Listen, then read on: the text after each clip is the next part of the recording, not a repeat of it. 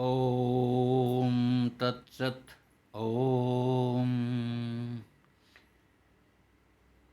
యుక్తాహార విహారాయ వివేక్తస్థలవాసినే మలయాళయతీంద్రాయ బ్రహ్మనిష్టాయ తే నమః.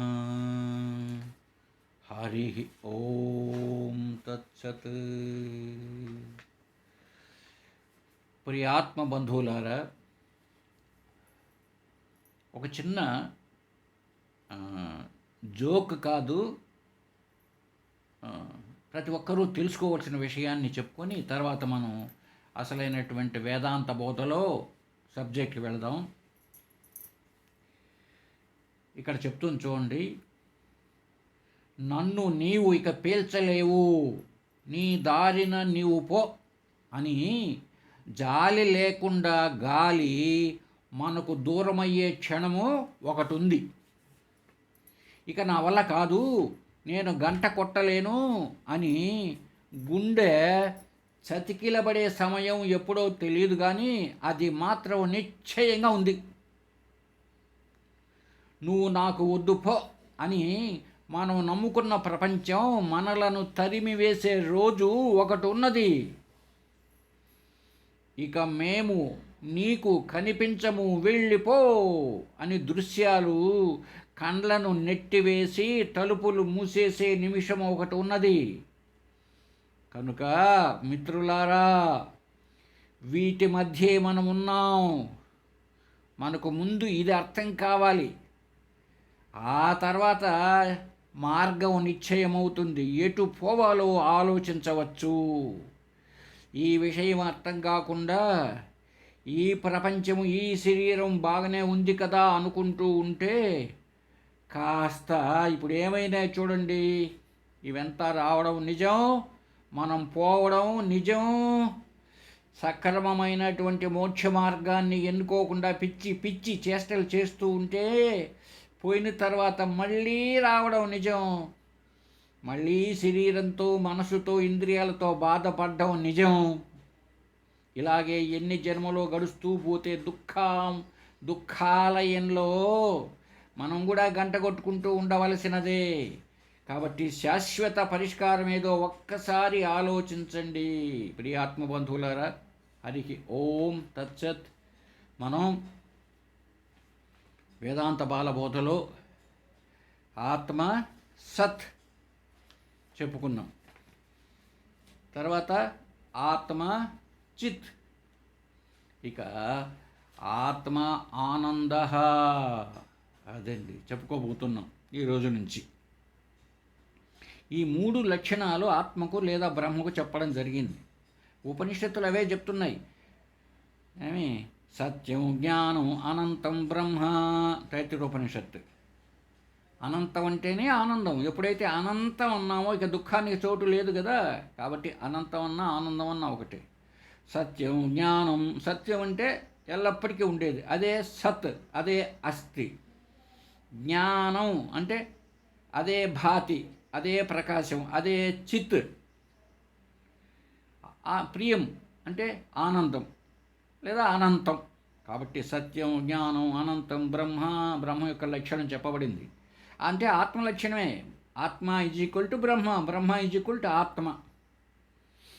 కనుక ఈ సత్ చిత్తులు ఏంటో, ఆత్మ లక్షణాలు ఎలాగో మనం పొందదగినది ఏంటో మనం చర్చించుకొనే ఉన్నాం కొద్దో గొప్ప.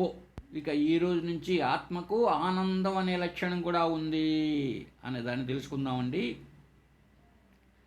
ప్రతి మనిషి లోకంలో చూడండి, ఎవరైనా కానీ నేను తృప్తిగా ఉన్నాను, ఆనందంగా ఉన్నాను అంటాడు. అబ్బా మీకేం సార్, మీరు చాలా బాగా ఉన్నారు, మేము చచ్చిపోతున్నాం అంటాడు ప్రతి ఒక్కడు. అంటే ఆనందం వస్తూ ఉండొచ్చు క్షణం, మళ్ళీ పోతూ దుఃఖం వస్తూ ఉంది. కనుక ఈ లోకంలో ఎవడి నోట కూడా నేను ఆనందంగా ఉన్నాను అనలేకున్నా ఉన్నాడు. తన స్వరూపం ఆనందమైనప్పటికీ. ఏమండి?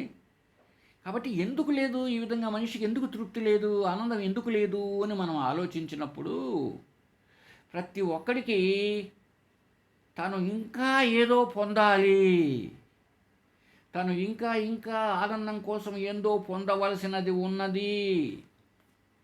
అది అందువల్ల ఎప్పుడు ఆరాటం పోరాటం. వాడు ఎంత కోటీశ్వరుడు, బిలియనీర్ అయినా, మిలియనీరే కాదు, బిలియనీర్ అయినా కూడా ఎంతెంత వందంతస్తులు బిల్డింగ్ కట్టి విమానాలు కొనుగోలు చేసి ఎంత ఉన్నా కూడా ఇంకా పొందవలసింది ఏదో తెలియకుండా ఉంది కనుక ఆ ఆనందం నిలవడం లేదు ఎంత అనేది. ఇంతకు ఆ పొందవలసింది ఏంటంటారు? ఆ పొందవలసింది ఏందో ఎవరికి తెలియడంలే. కొంతమంది సంపద పొందితే బాగా ఉంటుంది ఆనందం అంటాడు. సంపద కలిగి ఇన్కమ్ ట్యాక్స్ రేట్ జరిగి ఈడీ రేట్స్ జరిగాయి అనుకోండి, లేదా సిబిఐ మా రాష్ట్రంలో కొద్దుపా అన్నాడు ఒక ఆయన ముఖ్యమంత్రి, వస్తే అప్పుడు దుఃఖమే దుఃఖం. కాబట్టి సంపద ఉన్నంత మాత్రంతో ఆనందం అనడానికి లేదు. ఒకటికి భార్య వస్తే సుఖం అనుకుంటాడు, భార్య రావడం ఆలస్యం, ఇంకా దుఃఖమే దుఃఖం. ఒకటి గొప్ప చదువు పొందితే ఆనందం అనుకుంటాడు, గొప్పగానేమో చదివాడు, ఉద్యోగం రాలే. సరే ఉద్యోగం వచ్చిందనుకోండి, అప్పుడు ప్రక్క వాళ్ళని చూస్తాడు, పక్క ఉండే వాళ్ళంతా టేబుల్ కింద చేతులు పెట్టి ఆ టేబుల్ కింద ఏదో వస్తుంటాయి, కట్టలు కట్టలు వస్తుంటాయి. వీడికి ఉండదు పాపం, కాబట్టి వీడికి తృప్తి లేదు. ఇలా ఉంటుంది ప్రపంచంలో ఏది పొందినా కూడా. కాబట్టి ఏది పొందినా దుఃఖమే. అందువల్ల పొందవలసింది ఏంటి నిజానికి? అది తెలుసుకోవడమేనండి జ్ఞానం. నిజానికి పొందదగింది ఏదో, ఆ పొందేది ఏది పొందాలండి మనం తృప్తిగా ఉండాలంటే ఆ తెలుసుకోవడమే జ్ఞానం. పోగొట్టుకునే దానిని ఎంతగా పొందినా తృప్తి ఉండదండి.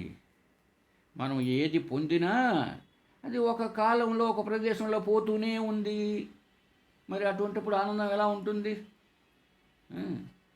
ఏది ఈ ప్రపంచంలో పొందినా దానిని ఏదో ఒకనాడు పోగొట్టుకోవాల్సిందే కదా. కాబట్టి ఇప్పుడు ఎక్కడ ఏది పొందాలి చూడండి.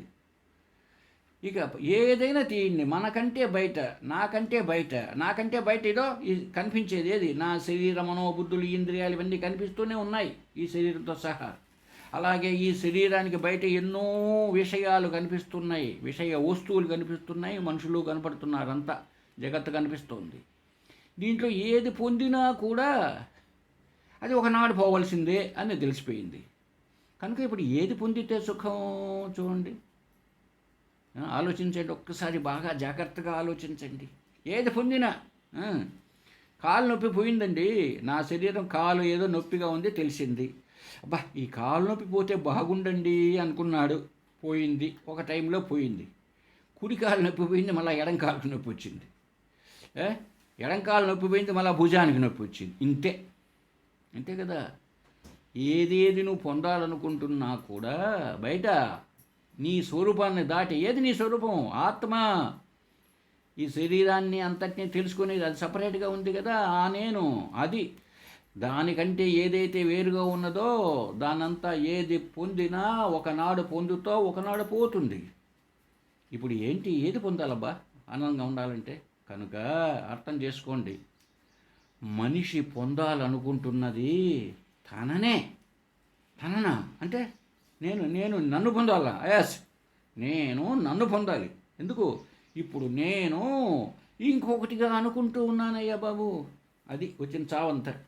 నేనుగా ఉండడంలే, నేను ఇంకొకటిగా అనుకుంటున్నా. అనుకున్నది కాస్త రోజులు గడిచే కొద్దీ మార్పు చెందిపోతూ ఉన్నది, పొందిందంతా పోతుంది. కాబట్టి ఇప్పుడు ఏం చేయాలి? నేను నన్ను పొందాలి అంటే ఏంటి? కనుక మనిషి పొందాలనుకుంటున్నది తననే. ఇప్పుడు తాను పొందాలి. ఇప్పుడు అంటే తాను లేడా అండి? ఉన్నాడు. తాను లేకపోతే ఈ నేను అనబడే ఈ జీవుడు యాడ్ నుంచి వచ్చి చచ్చా? అసలు అది లేకపోతే ప్రపంచం ఎక్కడి నుంచి వచ్చా? ఎక్కడా లేదు. కాబట్టి తానున్నాడా? ఉన్నట్టుగా ఉందండి. ఉన్నట్టుగా ఉంది అంటే అర్థమేమి? ఉన్నాడు. అయితే ఆ ఉన్న తనకు సంబంధించిన జ్ఞానం లేదు. ఏమండి? తానున్నాడు, తను ఉన్నట్టుకు తెలుసు. ఎందుకు? తనే కదా ఈ శరీర మనోబుద్ధులను ద్రష్టగా చూస్తూ ఉండేది. కాబట్టి తనున్నాడు, తనకు సంబంధించిన జ్ఞానం లేదు. అంటే ఏంటండి? అదే ఆత్మజ్ఞానం. ఆత్మజ్ఞానం లేదు. ఇప్పుడు పొందదగింది ఏంటి బాబు? తనను గురించిన జ్ఞానం, అంటే ఆత్మను గురించిన జ్ఞానం, అంటే ఆత్మజ్ఞానం. ఇది పొందదగింది. ఎప్పుడైతే దీన్ని పొందామో ఇక ఆనందం, అసంతృప్తి ఉన్నది కదా ఇంతకాలం, అది ఆవిరైపోతుంది. పోయి ఏముంటుంది ఇంకా? ఆనందం, ఆనందమే ఆనందం. అందుకే దాన్ని బ్రహ్మానందం అన్నారు. అది ఇప్పుడు ఆత్మజ్ఞానం కలిగితే తన స్వరూపమే బ్రహ్మానందం అని తెలుస్తుంది. ఇంతవరకు బయట ఉన్నటువంటి విషయాలంతా ఆనందంగా గోచరించాయి, కరెక్టే, ఆనందం లేదనలే. అయితే అది వచ్చిపోయే ఆనందం. ఇంతకుముందే చెప్తుమే, సంపద వస్తే ఆనందం అనుకుంటాడు, మళ్ళీ సంపద పోతే ఆనందం అనుకుంటాడు, ఇవన్నీ అంతే. సరే, ఇప్పుడు మనం ఆ ఆత్మ ఆనంద ఎలాగో అర్థం చేసుకుంటే ప్రయత్నం చేద్దామండి. అఖండానంద రూపస్య తస్య ఆనందలవాసితా బ్రహ్మాది ఆస్థారతమ్యేన భవంతి ఆనందినః అఖిలాః. అవును, ఈ ఆత్మ ఆనంద అన్నది మనం శృతి యుక్తి ప్రతి ఒక్కదాన్ని అలాగే చెప్పుకుంటున్నామండి. శృతి యుక్తి అనుభవ రూపంలో మనం విచారణ చేస్తున్నాం కనుక ఈ శృతులు ఏం చెప్తున్నాయో చూద్దాం ఇప్పుడు. అఖండ ఆనంద రూపస్య తస్య ఆనందలవాసితాః బ్రహ్మాది ఆస్థారతమ్యేన భవంతి ఆనందినః అఖిలాః. యావత్ సృష్టిలో ఉందండి జీవరాశి అంతా. ఎక్కడి నుంచి? ఏదో చీమ దగ్గర నుంచి ఆ 4 తలకాయల బ్రహ్మ వరకు, అదే పిపీలికాది బ్రహ్మ పర్యంతం ఉన్నదే యావత్ సృష్టి అంతా కూడా. దీంట్లో ఒక పెద్ద జీవరాశి, ఎన్నో ప్రాణులు. ఇవన్నీ ఎట్లా ఉన్నాయి? అన్నీ ఆనందంగానే పరుగులు పెడుతున్నాయి కదా. ఇవన్నీ, ఈ ప్రాణులంతా ఈ అఖండమైనటువంటి బ్రహ్మానందం, అదే ఆత్మానందంలో ఒక చిన్న మాత్రం, చిన్న అంశమును మాత్రం తెలుసుకొని తదనుగుణ్యంగా ఆనందాన్ని అనుభవిస్తున్నారు అంటోంది శాస్త్రం. బ్రహ్మానందం సర్వత్రా వ్యాపించి ఉన్నది, అంతటా అది లేదు. అందుకని బ్రహ్మానందమే బ్రహ్మ, ఆత్మానందమే ఆత్మ. కనుక ఎంత ఉంది అనుకుంటున్నావో అంతటా వ్యాపించే ఉంది. మరి నేను అనే జీవభావంతో నిన్ను సపరేట్గా అనుకుంటున్నావా? అలా అనుకున్నా నువ్వు పొద్దున్నే పేపర్ చూసి భలే ఆనందపడుతున్నావు అనుకో. ఎందుకో కొత్త పేజ్ రివిజన్ వచ్చిందనో లేకపోతే ఇంకేదో. ఈ కొద్దిపాటి ఆనందం కూడా ఆ పేపర్లోనో కాఫీలోనో టీలోనో లేదు. అది బ్రహ్మానందంలో ఉన్నటువంటి ఒక మాత్రమే నీవు తెలుసుకొని ఆనందం అనుకుంటున్నావు. ఒక చిన్న విషయం మనం చిన్న ఉదాహరణ తీసుకున్నామండి. బ్రహ్మాండంగా మబ్బులు పట్టాయి, దారిలో పోతూ ఉంటే మన తలపైన 4 చినుకులు పడ్డాయి.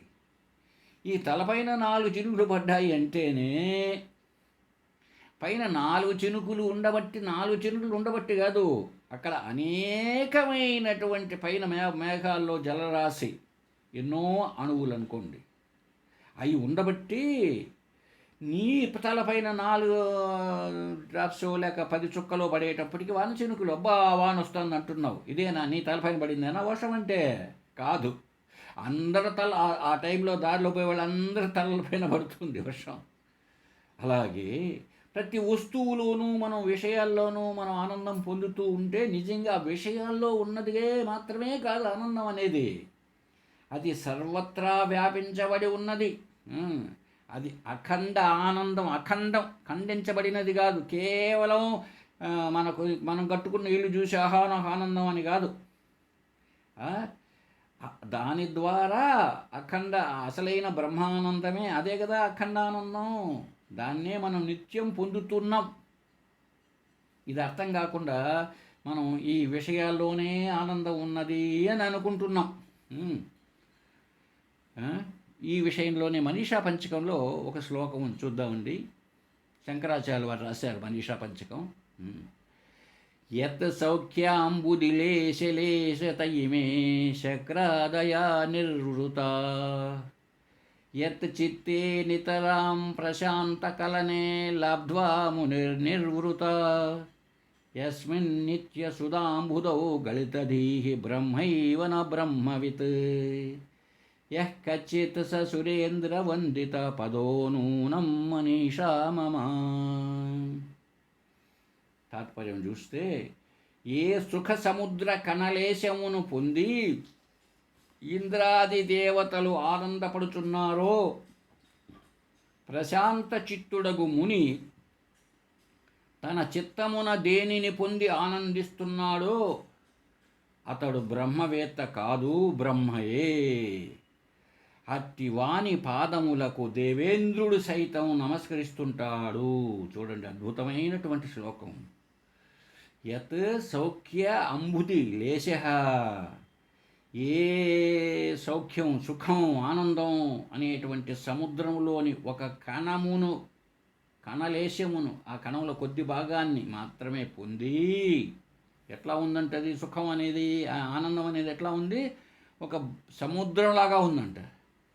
దాంట్లో ఒక్క డ్రాప్ ఆనందం అనే ఒక డ్రాప్ పొంది ఇంద్రాది దేవతలు సైతం ఆనందపడుచున్నారంట. అంటే ఏంటి? అంతటా వ్యాపించి ఉన్న బ్రహ్మయే, బ్రహ్మస్వరూపమే లేదా ఆత్మయే పెద్ద సముద్రం అనుకున్నప్పుడు, అటువంటి ఆత్మకు చెందిన జ్ఞానాన్ని పొందినటువంటి వాళ్ళు ఇంద్రాది దేవతలైనప్పటికీ ఆత్మజ్ఞానాన్ని పొందితే, ఆత్మ అంటే ఆనందమే కదా, సత్తచిత్ ఆనందమే కదా, అందరూ కూడా ఆనందపడుతున్నారు ఇప్పుడు ఆ ఆత్మజ్ఞానాన్ని కొద్దిపాటి వాడైనా పొంది. అలాగే ఏమండి, నితరాం ప్రశాంత కలనే లబ్ధ్వా ముని నిర్వృత. ప్రశాంత చిత్తంతో ఉండేటువంటి ముని మననం చేసుకుంటూ కూర్చొని ఉంటాడే, శ్రవణం అయిపోయిన తర్వాత మననం చేసుకుంటూ, అంటే ఆత్మవిద్యనే శ్రవణ మనన నిధిధ్యాసాలుగా అపరోక్షానుభూతిలో మగ్నమై ఉంటాడే ముని. మననాత్ ముని. ముని అంటే అలా అర్థం చేసుకోవాలి. పెద్ద గడ్డం ఉండే అయినో, ఇంటికెళ్ళి తిక్క తిక్కగా ఉండేవాడు, గోచిపాత పెట్టుకుండేవాడు కాదు ముని అంటే. మననాత్ ముని, మననం చేసుకుండేవాడు. నువ్వు చొక్కా ప్యాంట్ వేసుకొని ఇంట్లో ఈచర్లో కూర్చొని బాగా ఆత్మజ్ఞానాన్ని మననం చేసుకుంటున్నావు అనుకో, నువ్వేనయ్యా ముని. రాముడు అనుకోని పేరు రామముని వీడు. కాబట్టి ప్రశాంత చిత్తుడగు ముని దేనినైతే తన మనసు ద్వారా, మనోవృత్తుల ద్వారా పొంది ఆనందిస్తున్నాడో, ఏమండి, అటువంటి ఆత్మతత్వాన్ని బాగా శ్రవణ మనన నిధిధ్యాసలు చేసి ఎవడైతే పొందుతున్నాడో, ఇక అతడు బ్రహ్మవేత్త కాదు, బ్రహ్మయే. చూడండి, బ్రహ్మైవన్నా బ్రహ్మవిత్, అది బ్రహ్మవిత్నా వాడు ఇంకా బ్రహ్మవిదుడు కాదు, బ్రహ్మను తెలుసుకున్నవాడు కాదు, వాడు బ్రహ్మయే. అదండి బ్రహ్మవిత్ బ్రహ్మయేవా అన్నామే, అలాగా చెప్పబడింది ఈ శ్లోకంలో. ఎవడైతే దీన్ని మననం చేసుకుంటూ ఉంటాడో, ఈ ఆత్మతత్వాన్ని బాగా శ్రవణం చేసి లేదా స్వాధ్యాయ తపస్సు చేసి బ్రహ్మవేత్తగా వచ్చేసాడో, బ్రహ్మవిధుడైపోయాడో, ఇక మళ్ళా వీడు సపరేట్గా ఎక్కడో చేసుకునే ముని కాదు, అతడు బ్రహ్మయే. అంటే ఆత్మజ్ఞానాన్ని ఎవడైతే పొందుతాడో, ఎటువంటిది ఆత్మజ్ఞానము, అదో పైన చేసుకుని చెప్తామే, అంతటి బ్రహ్మానందమైన బ్రహ్మసాగరమైనటువంటి దాంట్లో కొద్దిపాటిగానైనా ఆత్మజ్ఞానాన్ని ఎవడైతే పొంది ఉంటాడో అతడు ఇంకా బ్రహ్మవేత్త కాడు, బ్రహ్మయే. అట్టి వాని పాదములకు కూడా దేవేంద్రుడు నమస్కరిస్తాడటండి. ఆ సురరాజు కూడా అటువంటి జ్ఞాని పాదాలను నమస్కరిస్తాడండి. కాబట్టి మనమంతా కూడా సాధన చేసి శ్రవణ మనన నిధిధ్యాసములు చేసి బ్రహ్మవేత్తలు కావాలి. బ్రహ్మవేత్తలుగా ఎప్పుడవుతామో చెప్పబడింది ఇక్కడే కదా. అట్టివాడి పాదాలకు దేవేంద్రుడు కూడా నమస్కరిస్తాడు. అలా కాకుండా నేను చేస్తున్నానయ్యా పుణ్యం, నేను పోతానయ్యా దేవలోకం అన్నావా, ఎవడక్కడ ఉండే దేవలోకం హెడ్ ఆయనే, దేవ ఇంద్రుడు. నువ్వు అక్కడికి పోతే మాత్రం నీ సీటు లాస్ట్లో వస్తుంది, అందరికంటే వెనకాల నిలబడుకో ఉండాలి. కాబట్టి ఇక్కడ చెప్పొచ్చేది ఏంటంటే ఆత్మజ్ఞానానికి అంత గొప్పతనం ఉన్నది అని చెప్పబడుతోందండి. ఆత్మకు యొక్క స్వభావమే ఆనందం. ఆనందం ఆనందం అంటే మనం ఏమనుకుంటూ ఉంటామంటే, భలే ఆనందంగా ఉన్నావయ్యా, ఏంటి ఈరోజు మంచి భోజనం కాబట్టి ఆనందంగా ఉన్నామయ్యా. ఈ ఆనందం భోజనము ద్వారా వచ్చిన ఆనందం. మరి అది కాదు.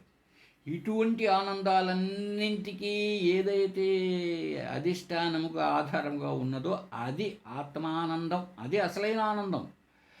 ఆ ఆనందం అనేది ఉంటేనే, ఇంతకుముందు చెప్పుకుంటేమే, పైన అనేక చినుకులు కలిగిన మబ్బులు ఉంటేనే నీ పైన 4 చినుకులు, నా పైన 10 చినుకులు, ఎద్దు పైన 3 చినుకులు, దున్నపోతు పైన 10 చినుకులు పడుతూ ఉంటాయి. మనమంతా ఆనందంగా ఉన్నామంటే అంత అసలైన బ్రహ్మానందం అన్న ఆత్మ ఒకటి ఉన్నది. అది అర్థం కావాలి మనకు. ఆత్మ స్వభావమైన ఆనందం ఎట్లా ఉంటుందంట? అఖండ ఆనందం. అంటే ఎడతెగని ఆనందం, నాన్ స్టాప్. అది అంతం లేదు, అనంతం. ఎప్పుడు, ఎక్కడ, ఎందుకు, ఎలాగా కూడా చూడండి, ఎప్పుడైనా, ఎక్కడైనా, ఎందుకైనా, ఎలాగైనా కూడా ముక్కలు ముక్కలు కాలేదు. ఆత్మానందం పీసెస్ కాలే. దేశకాల పదార్థ భేదము చేత భిన్నం కాలేదు. స్థలం మారినా, కాలం మారినా, అవస్థలు మారినా, పదార్థాలు మారినా, వీటి ఉనికితో కానీ, వీటి ప్రకృతిలో కానీ, వీటి మార్పులతో కానీ సంబంధం లేకుండా సదా సర్వత్రా స్వతసిద్ధమై శుద్ధమై ఉన్నది ఆత్మానందం. అయితే ప్రస్తుతం మనం లోకంలో పొందుతుంటామే ఆనందం ఎట్లాంటిది? విషయానందం. విషయ సుఖాలు. విషయాలంటే శబ్ద స్పర్శ రూప రసగంధాలకు చెందినటివే ఆబ్జెక్ట్స్ కదా. శబ్దాలు అంటే బయట మనకు వినిపించేటివి, రుచులు, ఆకారాలు లేదా రూపాలు, ఇవే కదా. ఇట్లాంటివన్నీ బయట ఉన్నాయి 5. వీటి ద్వారా వచ్చే ఆనందం ఇది లౌకిక ఆనందం. ఇది ఏమవుతుంది? కాలాన్ని బట్టి, పరిస్థితిని బట్టి, వ్యక్తిని బట్టి మారుతూ ఉంటుందండి. ఎట్లా చూద్దామా? ఇప్పుడు ఎండాకాలంగా ఉంది, ఏసీ వేస్తే భలే ఆనందంగా ఉంది. అదే ఏసీ చలికాలంలో వేస్తే దుఃఖం. ఒక వ్యక్తి ఉన్నాడు, వానికి ఎవరో తెచ్చిచ్చారు తిరుపతి లడ్డు, తింటే భలే ఆనందం. అదే వ్యక్తికి అదే తిరుపతి లడ్డు ఇచ్చినారు, షుగర్ ఉండదు. అయితే ఇప్పుడు షుగర్ వచ్చి కూర్చోండదు ఆ మనిషికి. ఇప్పుడు తిరుపతి లడ్డు ఇచ్చేస్తే దుఃఖపడతాడు. అయ్యో, నేను తిరుపతి లడ్డు తినలేకపోతేనే, నాకు షుగరు ఫాస్టింగే 400 ఉన్నదే అంటాడు. అదేవిధంగా చెప్పిన మాట వినే భర్త ఉంటే అమ్మగారికి సుఖం. ఆ భర్త తన మాట వినకపోతే దుఃఖం. ఏమండి, ఇది ఇట్లా ఉంటుంది విషయానందం. బయటిది మనం పొందే ఆనందం అంతా ఇలాగా ఉంటుంది. ఒకప్పుడు దుఃఖం, ఒకప్పుడు సుఖం. ఒకప్పుడు సుఖం మళ్ళీ క్షణమే మారిపోతూ ఉంది. నాకు తమాష నవ్వు వస్తుంది. మేము ఒకప్పుడు Mysore central institute of Indian లాంగ్వేజెస్లో ఉండే రోజుల్లో మాతో పాటు పేరు జ్ఞాపకం లేదు, ఉత్తరప్రదేశ్ నుంచి ఒక అమ్మగారు వచ్చారు. ఆమె లాస్ట్ హిమాలయస్ దగ్గర ఉందంట. ఆమెకు చల్లదనం అంటే ఇష్టం. అసలు మైసూరులోనే ఉంది, ఆమెతో చల్లగా ఉంటుంది. డిసెంబర్ నెల అండి, డిసెంబర్ నెల అనేటప్పుడు ఇంకా చల్లగా ఉంటుంది. అయితే ఆమె రూమ్లో ఏం చేస్తుంది? ఫ్యాన్ లేకుండా నేను ఉండలేనంటుంది. మాకు ఫ్యాన్ కాదు కదా, ఫ్యాన్ ఆపేసినా, ఊరికే కూర్చొని ఉన్నా, స్వెటర్ వేసి మఫ్లర్ కట్టుకుంటే కూడా చల్లదనం. చూడండి, ఆమెకేమో ఫ్యాన్ కావాలి, మాకేమో ఫ్యాన్ వద్దు. అందువల్ల మేము ఫ్యాన్ ఆఫ్ చేస్తే ఆమె ఆన్ చేస్తుంది, అంతే. కాబట్టి వ్యక్తికి కూడా ఒక ఆయనకు టీ ఇస్తే ఆనందం, ఇంకొకరికి ఏంటి అండి కాఫీ ఉంటే బాగుండు అంటాడు. కాబట్టి విషయ వస్తువుల యొక్క ఆనంద స్థితి ఇది. ఏముంది? ఈ ఆత్మసుఖం ఉన్నదే అటువంటిది కాదు. ఇది అన్ని ఆనందాలకు ఆధారమైంది ఈ ఆత్మసుఖం. ఎన్నెన్ని సుఖాలు ఉన్నాయో అన్నింటికీ అధిష్టానంగా ఉన్న ఆనందం ఆత్మానందం. అదే భగవద్గీతలో చెప్పారే, సుఖస్య సుఖస్య ఐకాంతికస్య అంది భగవద్గీత. అంటే ఏంటి? తనకు తానే అయి, తనలోనే తానుండి, తానే తనను గ్రహిస్తూ, సర్వము తానుగానే ఉంటూ, తనకంటే అన్య భావన లేకుండా, కర్తృత్వ భోక్తృత్వాదులు లేని ఆత్మయే ఐకాంతిక ఆనందం. అదే ఏకాంతంగా ఏకానందం ఒకటే, అది అఖండానందం, అదే బ్రహ్మానందం, అదే సత్ చిత్ ఆనందం. ఏమండి, దీనికి మంచి ఎగ్జాంపుల్ ఇస్తున్నాడు చూడండి బృహదారణ్యకోపనిషత్తులోది. అన్ని అవయవాలు బాగానే ఉన్నాయండి, అనుభవించడానికి కూడా రకరకాల భోగాలన్నీ ఉన్నాయి. ఇంకేమి మనకి అన్నీ ఉన్నాయి, అనుభవించడానికి సర్వభోగాలు ఉండే మనిషి ఉన్నాడు ఒకడు. బాగా డబ్బులు గిబ్బులు అన్నీ బాగానే ఉన్నాయి అతనికి, అన్నీ ఏ రకంగా అనుభవించాలంటే అనుభవిస్తాడు. ఇట్లా అటోడు పొందే ఆనందాన్ని మనుష్యానందం అంటారు. ఒక మనిషి పొందే ఆనందం. ఇటువంటి మనుష్యానందములు 100 ఉంటే, 100 అయితే పితృలోకంలోని పితృదేవతల యొక్క ఒక్క ఆనందంతో సమానం. ఇటువంటి పితృదేవతల ఆనందములు 100 కలిస్తే, కర్మల చేత అంటే పుణ్యకర్మలన్నీ చేసుకొని దేవుడిగా దేవతగా పోతాడే ఆడికి స్వర్గానికి, దైవత్వం పొందిన కర్మదేవతలు ఒక ఆనందం అవుతుంది. అంటే 100 మంది పితృదేవతల ఆనందములు ఆ స్వర్గంలో ఉండే దైవత్వం పొందిన వాడి యొక్క ఒక ఆనందంతో సమానం. ఇటువంటి 100 కర్మదేవతల ఆనందాలు జన్మతోనే దైవత్వం పొందినటువంటి అజాన దేవతల ఒక ఆనందంతో సమానం. ఇక్కడ వచ్చాడు కొంచెం మనకు కన్ఫ్యూజ్. ఏమండి, జన్మతోనే కొంతమంది కర్మలు చేసి, ఈ జన్మతోనే ఉన్న దేవతలను అజాన దేవతలు, కర్మలు చేసిపోయిన వాళ్ళు కర్మదేవతలు. ఏంటండి అర్థమయ్యేట్టుగా చెప్పుకుందామా? ఎస్. ఇప్పుడు అక్కడే ఉన్నారండి ఎవరెవరు? ఈ స్వర్గాధిపతి ఉన్నాడు ఇంద్రుడు, ఆయనకు ఒక భార్య ఉన్నది. ఆ భార్యకు ఒక కొడుకు ఉన్నాడు. మన పేరు ఏం పేరు? జయంతుడు. చూసారండి, అంటే వాళ్ళకి అక్కడే పుట్టాడు. దేవతలకి అక్కడే పుడతారన్నమాట పిల్లకాయలు. అట్లా పుట్టిన వాళ్ళు కర్మలు చేసుకొని పోయిన వాళ్ళు కాదు. ఎప్పటి నుంచో వాళ్ళ దేశం అది. ఇప్పుడు మనోళ్ళు కోయిట్ పోయినట్టు, కోయిట్లో ఉండేవాళ్ళు అజాన కోయిటీలు, ఇక్కడి నుంచి పోయిన వాళ్ళు కర్మలు చేస్తారు కాబట్టి కర్మ కోయిటీలు అన్నట్టు.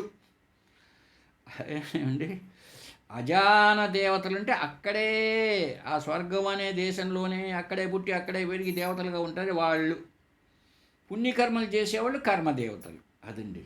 సరే, మళ్ళీ విషయం పక్క పోయామేమో, మళ్ళీ గుర్తు చేసుకుందాం. ఈ పితృదేవతల ఆనందాలు 100 కలిస్తే ఈ ఒక కర్మ ద్వారా దైవత్వం పొందిన వాని యొక్క ఒక్క ఆనందంతో సమానం. అటువంటి 100 కర్మదేవతల ఆనందములు కలిస్తే జన్మతోనే దైవత్వం పొందినటువంటి అజాన దేవతల ఒక ఆనందంతో సమానం. అట్టి అజాన దేవతల యొక్క 100 ఆనందములు అయితే ఒక్క విరాట్ పురుషుడు, అంటే అంతటా వ్యాపించినటువంటి ఆ పరమాత్మ ఆనందంతో సమానం అంట. ఆ ఈశ్వరుని యొక్క ఆనందంతో సమానం. ఏమండి, అటువంటి విరాట్ పురుషుని 100 ఆనందములు, అంటే అటువంటి వాళ్ళు 100 మంది ఉంటే ఎంత ఆనందాన్ని పొందుతారో అటువంటిది ఆత్మానందము అన్నదండి బృహదారణ్యకం. అంటే మనుష్యుని యొక్క ఆనందం కంటే చూడండి, లాస్ట్కి వెళ్ళేటప్పటికి ఒక్కసారి లెక్కాచారం వేసుకుందాం. ఎట్లా ఉంటుంది, ఎన్ని రెట్లు ఎక్కువ? ఒక్కొక్కరికి 100 కదండి. కాబట్టి 100 × 100 × 100 × 100 × 100 మొత్తం 7 రెట్లు. ఇంక ఎంత హెచ్చించుకుంటే మనకి ఎంత అవుతుందో లెక్కాచారం నేను వేయలేదు, మీరు వేసుకొని చూడండి. అంటే మనిషి బాగా ధనవంతుడుగా ఉండి భోగాలు అనుభవించే వాడికంటే ఆ విరాట్ పురుషుడైన ఈశ్వరుని వరకు 100 మంది 100 కలిస్తే ఎంత అవుతుందో అటువంటిది ఒకటేనంటే ఆత్మానందం. ఉం? ఏమి బాగా ఐశ్వర్య భోగాలతో పొందే ఆనందం ఉండాలి. చాలామంది బాగా ఐశ్వర్యం పొంది అనుభవిస్తుంటేనే ఆనందం అనుకుంటూ ఉంటారు. లేదా అయిపోయింది కదా, ఈ లోకం పోయింది కాబట్టి బాగా పుణ్యం చేసుకుంటే సచ్చిన తర్వాత పై లోకాల్లో పొందుతాం అనుకుంటూ ఉంటారు కొంతమంది ఆనందాన్ని. ఏ? ఇదంతా కూడా ఈ లోకంలో నువ్వు పొందుతున్నావే విషయ సుఖాల్లో ఈ ఆనందం కానీ, రేపు సచ్చి పైకి పోయి ఆనందం అంటున్నావే, ఆ ఆనందం అనుభవించే ఆనందంతో కానీ సంబంధమే లేదు. ఇన్ని రెట్లు అని చెప్పడానికే వీలు లేదు. అటువంటిదండి ఆత్మానందం, అనంతమైనది. అది అక్కడ చెప్పడానికి బృహదారణ్యకం చెప్తోందంటే అది ఇంత అని చెప్పడానికి లేదండి. కాబట్టి అంత గొప్పది ఆత్మానందం. ఈ ఆత్మానందం అంటే ఏంటండి అంటే ఆత్మజ్ఞానమే ఆత్మానందం ఇస్తుంది, ఆత్మానందాన్ని ఇస్తుంది. అదే కదా. సరే, నెక్స్ట్ కొనసాగిద్దాం. హరి ఓం తత్సత్.